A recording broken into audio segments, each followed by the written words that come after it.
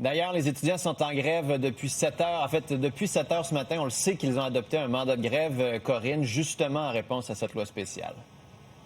Voilà, c'est officiel. Les 4 facultés de médecine des universités du Québec ont toutes adopté un mandat de grève. On a le résultat depuis 7 heures ce matin. À l'Université de Sherbrooke, d'abord, 66 des étudiants ont voté en faveur de l'adoption d'un mandat de grève. À l'Université Laval, à Québec, c'est plutôt 53 À l'Université de Montréal, on est à 70 et à l'Université McGill, 64 Alors, je vous rappelle, le vote était lancé lundi midi et a pris fin jeudi, hier, en fin d'avant-midi. Et j'ai pu discuter avec le président de l'Association des étudiants en médecine de l'Université de Sherbrooke un peu plus tôt aujourd'hui. Et ce qu'il me disait, c'est qu'il était très loin d'être surpris de ce résultat-là. Au fil des derniers jours, il a évidemment discuté avec les étudiants et les associations des autres universités. Et pour lui, c'était un dénouement qui était très attendu. Et selon lui, ça envoie un message très clair au ministre de la Santé. Alors, je propose qu'on l'écoute, ainsi que le président du regroupement des étudiants en médecine de l'Université Laval.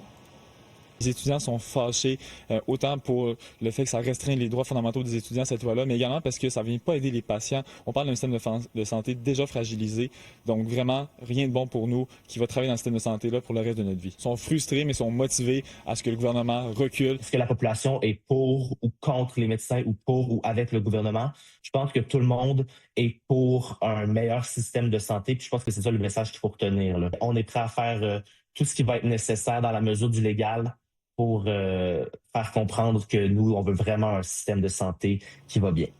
Maintenant, ce qui est particulier, ce n'est pas parce qu'on a un mandat de grève qu'on va immédiatement le mettre en application, parce que je vous le rappelle, en vertu de cette nouvelle loi, la loi 2, les associations et les futurs médecins, par exemple, peuvent être passibles d'amende dans le cas où on manifeste contre cette loi publiquement. Alors évidemment, les associations attendent de voir si cette contrainte-là pourrait changer. Évidemment, peut-être que les étudiants pourraient entrer en grève. Et évidemment, il faut parler de demain à l'Assemblée nationale. Dès 10 heures, il y a des médecins, des associations étudiantes et des futurs médecins qui sont attendus pour manifester là, publiquement contre la loi 2.